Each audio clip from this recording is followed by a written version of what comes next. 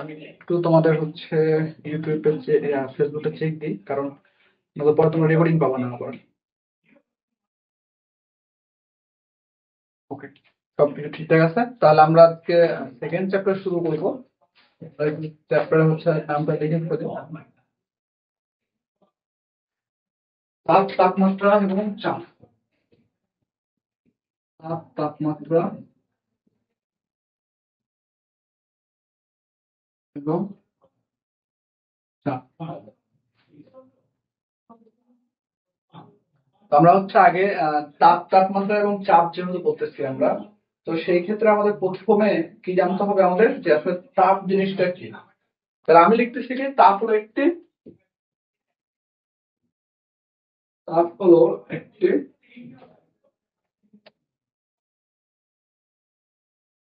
তাপ হলো একটি শক্তির রূপ।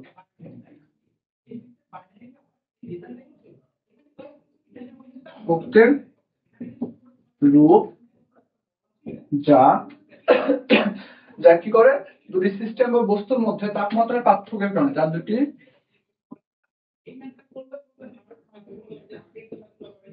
সিস্টেম বা বস্তুর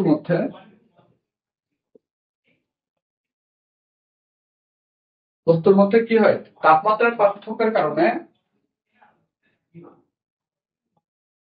তাপমাত্রার পার্থক্যের কারণে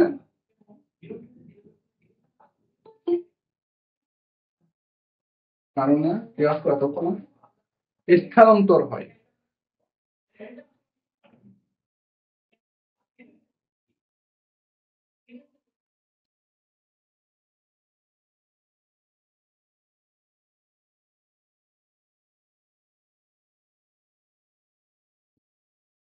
এখন তুমি আরো বলতে পারো, তাপ হলো এক প্রকার শক্তি যা আমাদের গরম বা ঠান্ডার অনুভূতি জায়গায়, মানে অনুভূতি পাই আমরা এটা, হ্যাঁ। মূলত এটা হচ্ছে তোমার কি কারণে হয়, এটা হচ্ছে তোমার হচ্ছে অণু, পরমাণু বা ইলেকট্রনের গতি শক্তি এবং কম্পন শক্তির সমষ্টি হিসেবে আমরা বিবেচনা করি। তাহলে এটি কি বলতেছি আমরা, এটি এটি আমরা কি বলতেছি, একটি অণু, পরমাণু বা ইলেকট্রনের, অণু, পরমাণু বা ইলেকট্রনের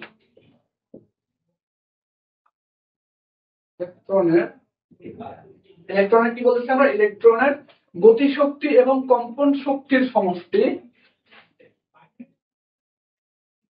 গতিশক্তি এবং কম্পন শক্তির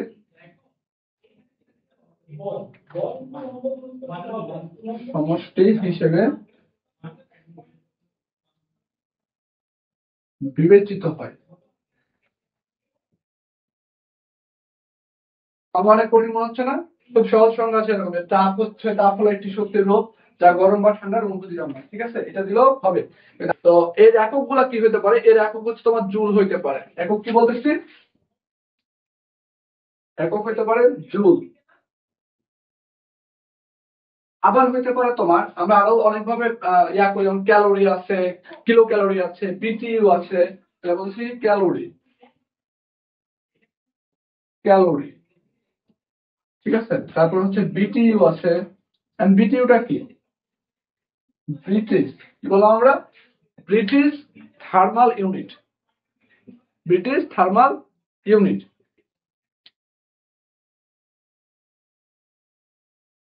ব্রিটিশ মান বলেছে আমার,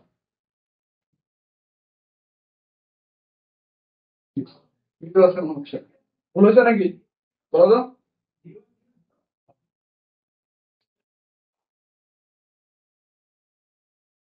বলেছে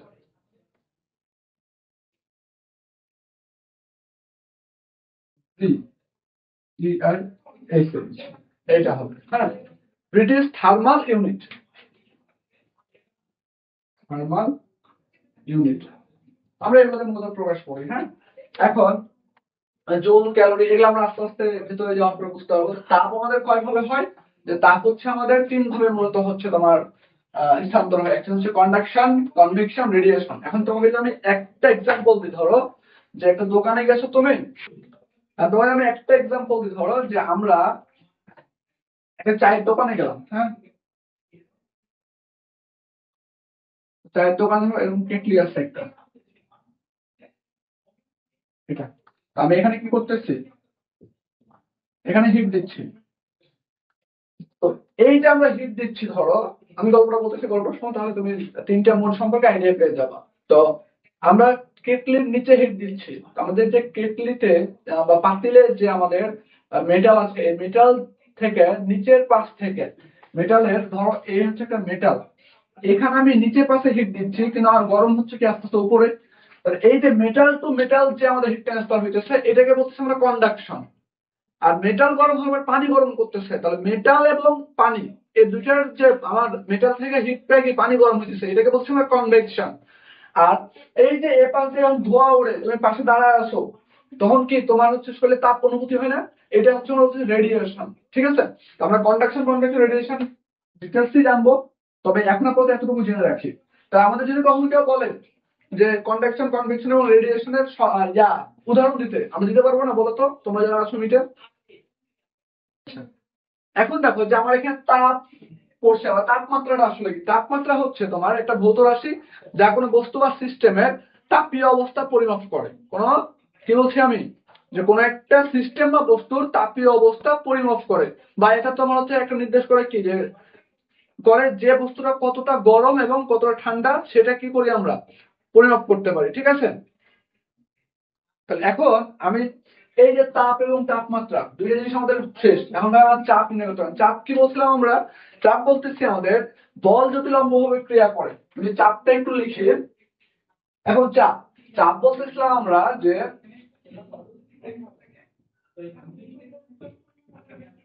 বল যদি লম্বভাবে ক্রিয়া করে, তবে একক ক্ষেত্রফলের উপর প্রযুক্ত বলকে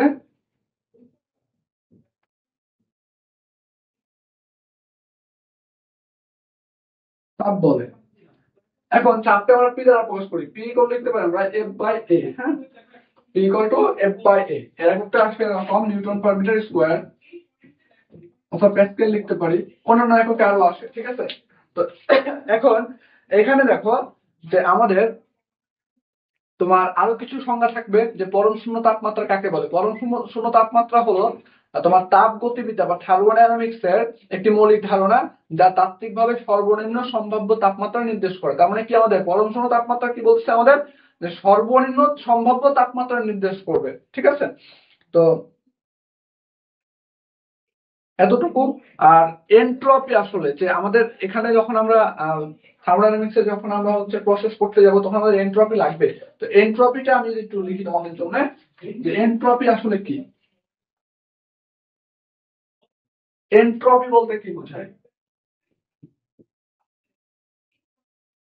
এন্ট্রপি, এন্ট্রপি হচ্ছে তোমার কোন একটা বস্তু কতটা এলোমেলো থাকবে। ঠিক আছে, তো কোনো বস্তুতে তাপ দিলে, কোন বস্তুতে আমি যখন তাপ দিব, কোন বস্তুতে তাপ দিলে এর কণা সমূহের মধ্যে, তার মানে এর কণা সমূহ তাপ দিলে এর কণা সমূহের মধ্যে, এর কণা সমূহের মধ্যে যে বিশৃঙ্খলা সৃষ্টি হয়, যে বিশৃঙ্খলা বিশৃঙ্খলা সৃষ্টি হয়, সৃষ্টি হয়, একে আমরা মূলত এন্ট্রপি বলি। একে আমরা হয়, একে আমরা এন্ট্রপি বলি। ঠিক আছে, তো এন্ট্রপিটা তোমার হচ্ছে, কখনো এন্ট্রপি তোমার পরম এন্ট্রপি কখনো নির্ণয় করা যায় না। হ্যাঁ, শুধুমাত্র এন্ট্রপি পরিবর্তন নির্ণয় করা যায়, কতটুকু এন্ট্রপি পরিবর্তন হয়েছে সেটা আমরা নির্ণয় করতে পারবো। ঠিক আছে, একে আমরা এস দ্বারা প্রকাশ করি, একে আমরা বড় হাতের এস দ্বারা প্রকাশ করি,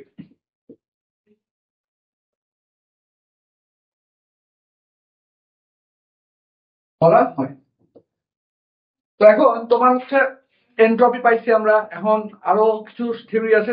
এখন এক ক্যালোরি বলতে কি বোঝায় তোমার, বা এক ক্যালোরি বলতে কি বোঝায়? আসলে ক্যালোরি হলো তোমার সেই তাপ যা তোমার হচ্ছে পানির তাপমাত্রা বাড়ানোর ক্ষেত্রে লাগে। ধরো আমি যদি বলি যে 1 ক্যালোরি তাপ বলতে কি বোঝায়, তাহলে আমরা বলতে পারি এরকম যে 1 ক্যালোরি হলো সেই পরিমাণ তাপ শক্তি যা 1 গ্রাম পানির তাপমাত্রা 1 সেন্টিগ্রেড বাড়াতে প্রয়োজন হয়। ওকে, আমাদের এখানে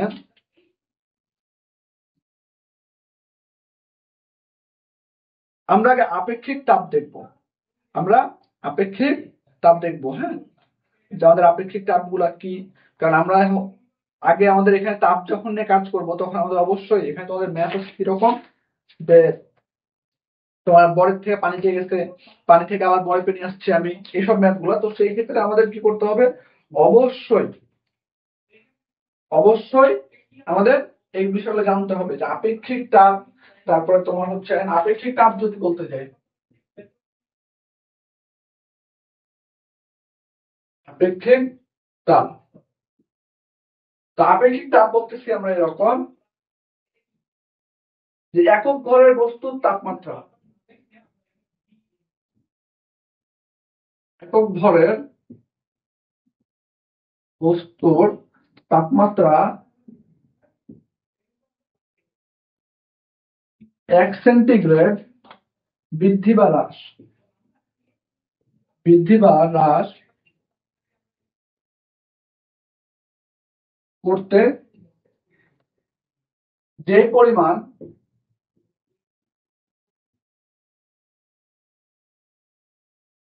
কি তাপের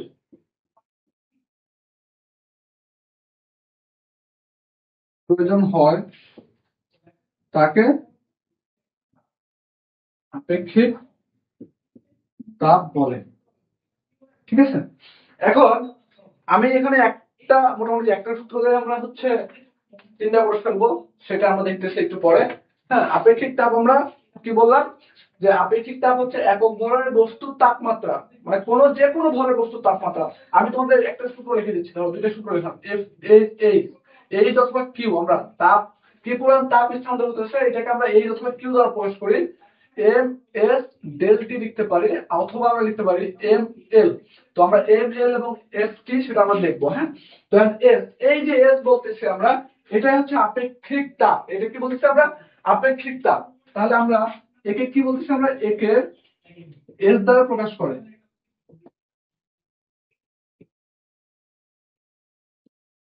প্রকাশ করে। এখন তাহলে আমরা এখান থেকে এই সূত্রটা লিখতে পারি, দেখো যে হিট ট্রান্সফার এ is equal to M S del T. তাহলে আমরা এস সমান কি লিখতে পারি, এস সমান লিখতে পারি H divide by M del T. তো আমি যদি এটা একক নির্ণয় করতে যাই, তাহলে দেখো এটার একক কি হবে, হিট। আমরা হিটের একক কি বলছিলাম একটু আগে, আমরা একে বিটিইউ দ্বারা প্রকাশ করতে পারি, তারপরে তোমার হচ্ছে আমরা কি দ্বারা প্রকাশ করতে পারি, জুল দ্বারা প্রকাশ করতে পারি, ক্যালোরি দ্বারা প্রকাশ করতে পারি। আমি যদি হিটের একটা জুল ধরি, তা দেখো জুল, হিটের একক জুল। এই যে ভর, এমটা কি ভর, ভরের একক কি আমাদের কেজি, আর এটা হচ্ছে তোমার কেজি ডিগ্রি কেলভিন হইতে পারে, সেন্টিগ্রেড হতে পারে তাপমাত্রা। হ্যাঁ, অথবা বলতে পারি আমরা ক্যালোরি পার, ক্যালোরি হচ্ছে সিজিএস, তাহলে ক্যালোরি পার গ্রাম ডিগ্রি, গ্রাম কেলভিন। ঠিক আছে, এটা লিখতে পারি আমরা। তাহলে এই যে আমাদের এস এর একক আমরা পেয়ে গেছি এখানে। হ্যাঁ, তাহলে আমাদের আপেক্ষিক তাপ নিয়ে কোন কোশ্চেন আছে বলো একটু।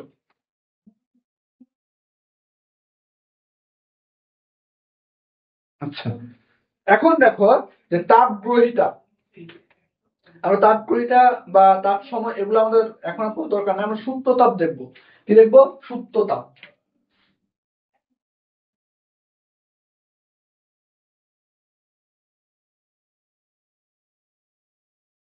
এবং এই সুপ্ত তাপ কোন বস্তুর ভর বা তাপমাত্রার কোনো পরিবর্তন না করে, আমরা কি বলছি, সুপ্ত তাপ। সুপ্ত তাপ, সুপ্ত তাপ কি বলছি আমরা, কোন বস্তুর ভর, কোন বস্তুর ভর, ভর বা তাপমাত্রার পরিবর্তন না করে, ভর, ভর ও হবে এখানে। ঠিক আছে, ভর ও তাপমাত্রার কোনো পরিবর্তন না করে, ভর ও তাপমাত্রার কোনো পরিবর্তন না করে,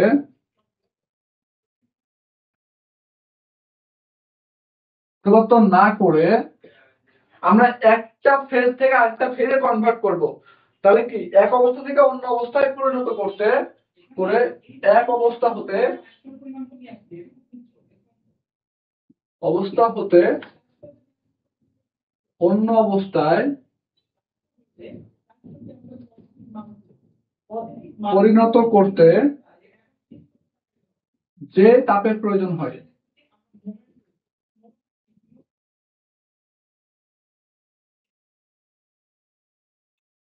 হয় তাকে সূক্ষ্মতাপ বলে। সূক্ষ্মতাপ বলে। হ্যাঁ, কিন্তু সূক্ষ্মতাপ আমরা সূত্রতাপ A = লিখতে পারি এম এল। এল কে হচ্ছে আমরা সূক্ষ্মতাপ বলি, এল কে আমরা কি বলি? সূক্ষ্মতাপ। তো এখন দেখো এল সমান আমরা লিখতে পারি এল = H/m। এইচ টা কি আমাদের জুল পার কেজি, এটা হচ্ছে আমাদের কি একক আছে। ওকে,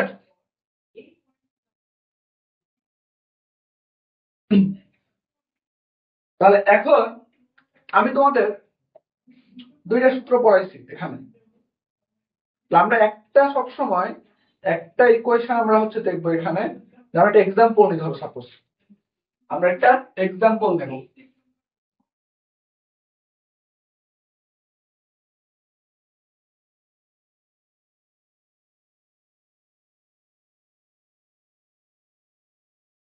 আমি এক্সাম্পলটা একটু লিখি তোমাদের জন্য, আমরা কিভাবে কনভার্ট করব। হ্যাঁ,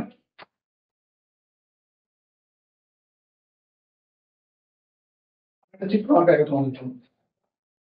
এই একটা বস্তু আছে,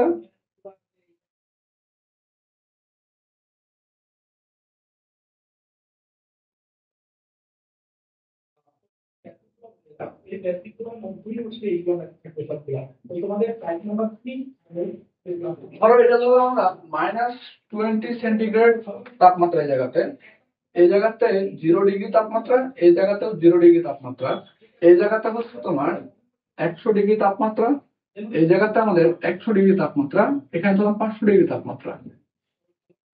তো দেখো এই জায়গাটা আমরা বলতেছি যেখানে আমাদের টেম্পারেচারের, তাহলে আমি এটা ধরলাম H1, এখান থেকে এটুকু আমার হিট ট্রান্সফার হচ্ছে H1, এখান থেকে এতটুকু হচ্ছে H2, এবং এখান থেকে এতটুকু হচ্ছে H3, এতটুকু হচ্ছে H4, এবং এতটুকু হচ্ছে আমাদের H5 ধরলাম।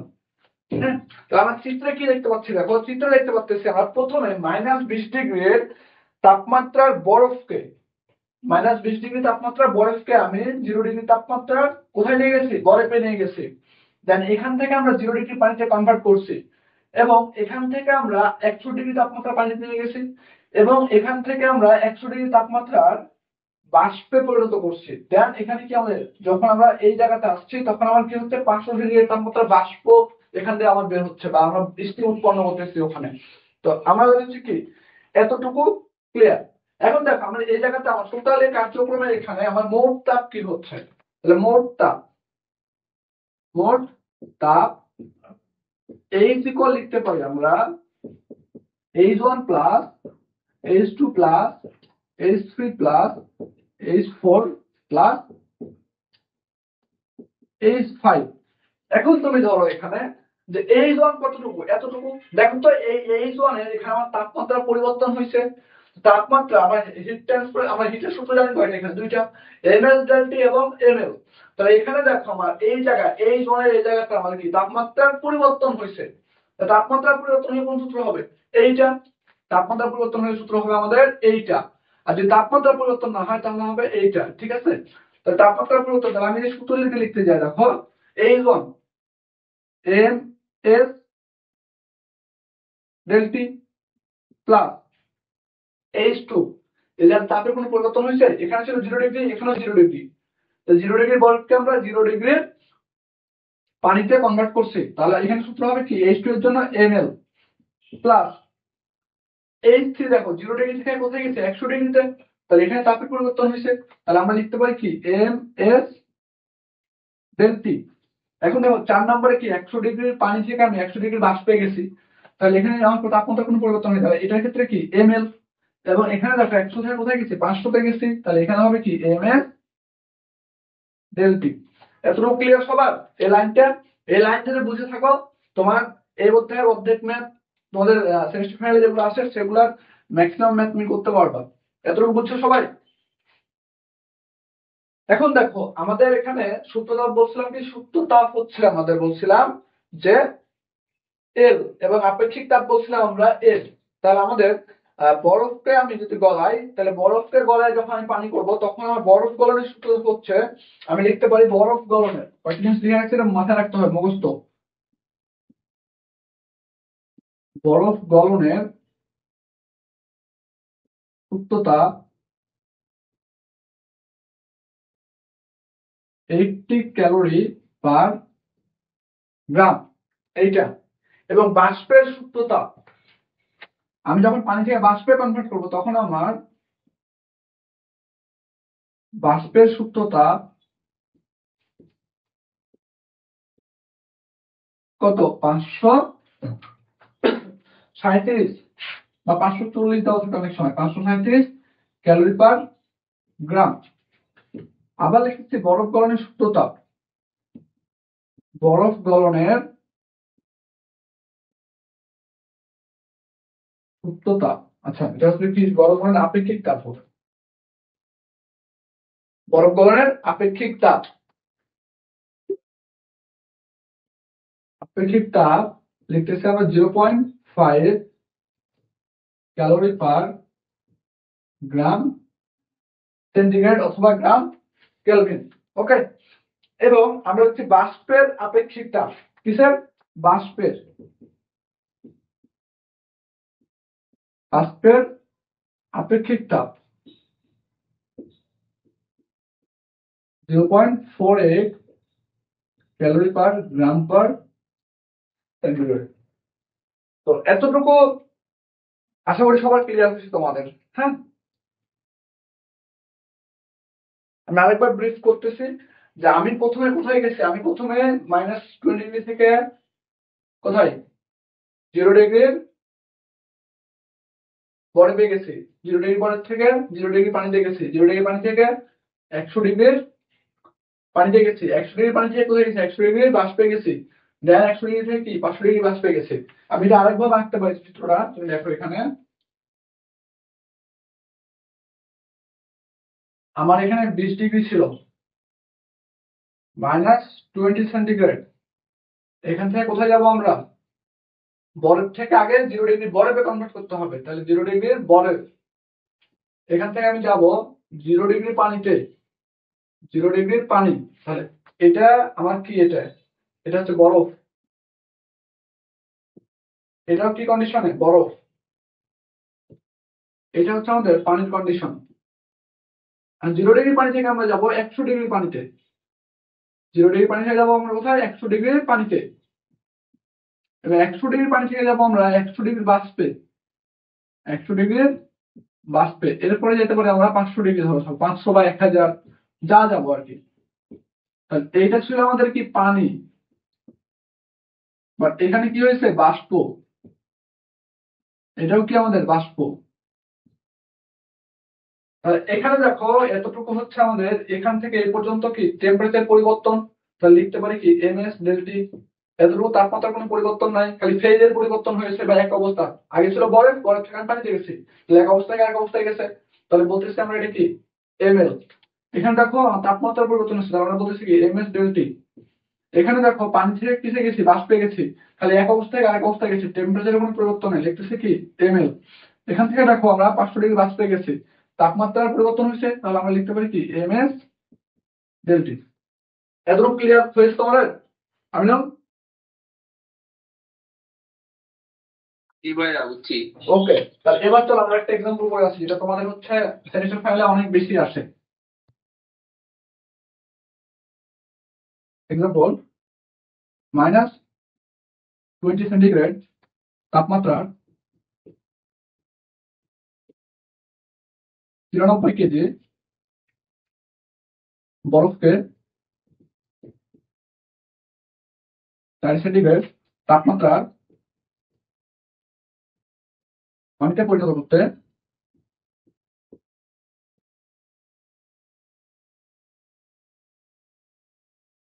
কত কিলো জুল তাপের প্রয়োজন। তাপের প্রয়োজন। এখন এটা হচ্ছে তোমাকে এখানে পানির আপেক্ষিক তাপ এবং বরফ গলনের সূক্ষ্ম তাপ এবং বরফের আপেক্ষিক তাপ দেওয়া নাই, তাহলে তোমাদের এটা মুখস্থ রাখতে হবে। এটা হয়তো আমরা একটু আগে লিখছিলাম, সেগুলো হচ্ছে আমাদের কিসে সিজিএস এ, বাট এখানে মান করা হচ্ছে কেডি দেওয়া আছে, কিসে এমকেএস দেওয়া আছে। তাহলে এমকেএস এককে, তুমি যদি এমকেএস এককে আবার চাইছে কিসে কিলো জুলে চাইছো এমকেএস এককে, তাহলে আমাদের এমকেএস এককে বরফ গলনের আপেক্ষিক তাপ কত? 4 বরফ গলনের আপেক্ষিক তাপ হচ্ছে তোমার 2 নিচে লিখে একক সহ 2.11 kilo joule per KG kelvin. তারপরে বরফের সুপ্ত তাপ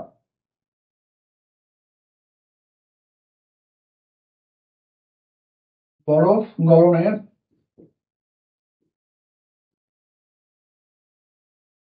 সুপ্ত তাপ দেওয়া আছে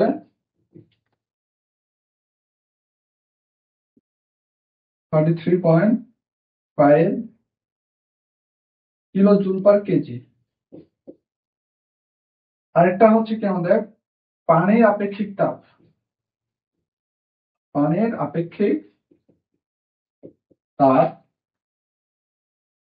4.2 বলতেছিলাম আমরা kilo joule per KG degree kelvin. এখন এই যে মানগুলা এটা তোমার হচ্ছে অঙ্কে দেওয়া থাকতে পারে নাও থাকতে পারে। এটা যখন ধরো এই ম্যাপটা আসছিল তোমার 2004 সালে এবং 2011 সালে, তখন হচ্ছে এই মান দেওয়া ছিল না। বাট এই সেম ম্যাপটাই জাস্ট ডাটা চেঞ্জ করে যখন 2022 সালে দিয়েছে, তখন এই মানগুলো দিয়ে দিচ্ছে আমাদের। তাহলে আমাদের কি মান থাকতেও পারে নাও পারে, ঠিক আছে। তাহলে আমরা দেখো প্রথমে ছিল কি, আমি ধরলাম এই কন্ডিশন, এটা ছিল আমাদের -20 সেন্টিগ্রেড তাপমাত্রার বরফ। এরপরে আমার কোথায় যেতে হবে 4 ডিগ্রি পানিতে যেতে হবে। তাহলে আমি প্রথমে বরফ থেকে কোথায় যাব 0 ডিগ্রির বরফে যাব। তাহলে 0 ডিগ্রি বরফে আসছে, এই 0 ডিগ্রি বরফ থেকে কোথায় যাব আমি 0 ডিগ্রির পানিতে। তাহলে 0 ডিগ্রির পানিতে গেছি, এখান থেকে আমি কোথায় যাব আমার সর্বশেষ চাইছে কত 4 ডিগ্রি, তাহলে এখানে আমার 4 ডিগ্রির পানি।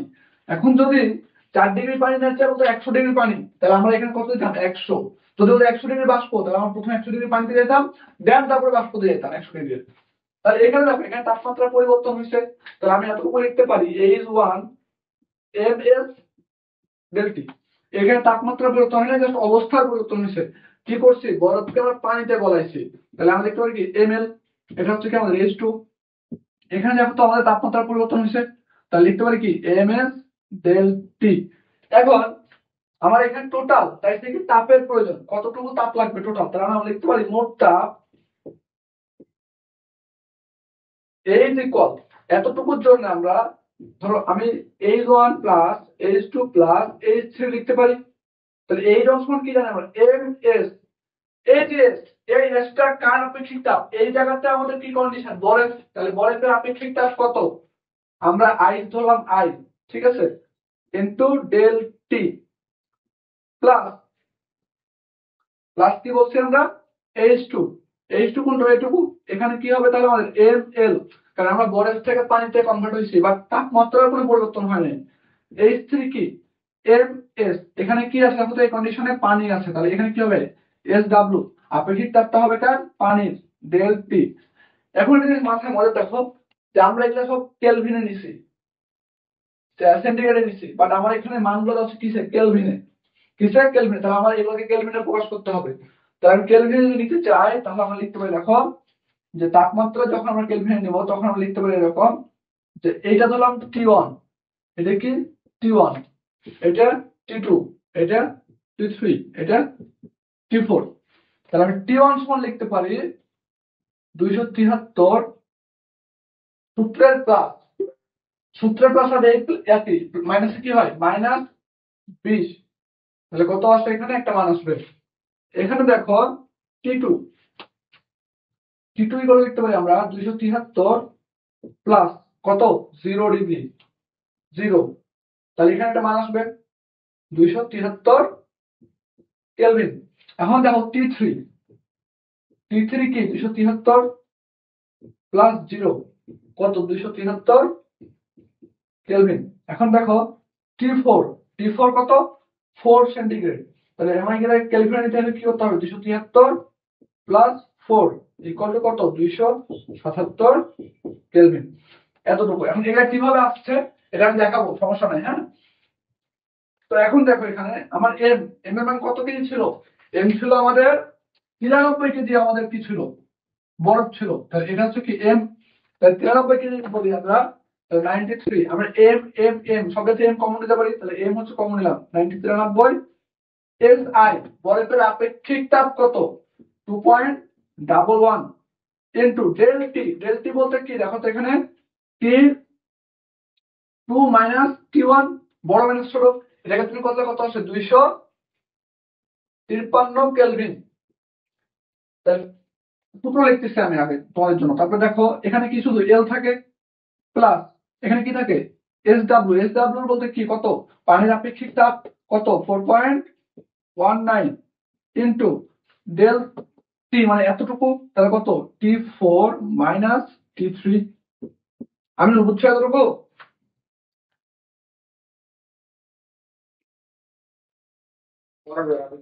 কি নির্দিষ্ট?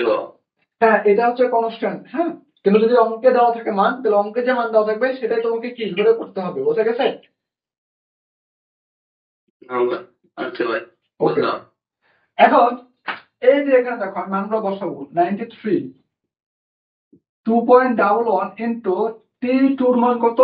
T2 মান পাইছি আমরা 273 মাইনাস 253 T1 এর মান প্লাস এল এর মান কত পাইছি আমরা 3.5 প্লাস 4.19 ইন্টু T4 কত পাইছি আমরা দেখো 277 minus 273।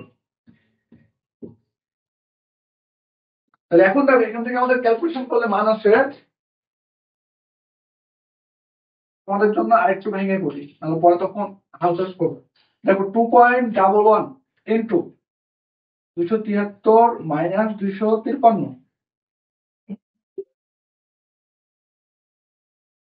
42.2 plus 33.5 plus 4.19 into 277 minus 273 16.76 plus 5 plus 2.3 into 93 8593.78 kilo joule. এইটা তোমাদের এখন অ্যান্সার কি আসছে দেখি একটু।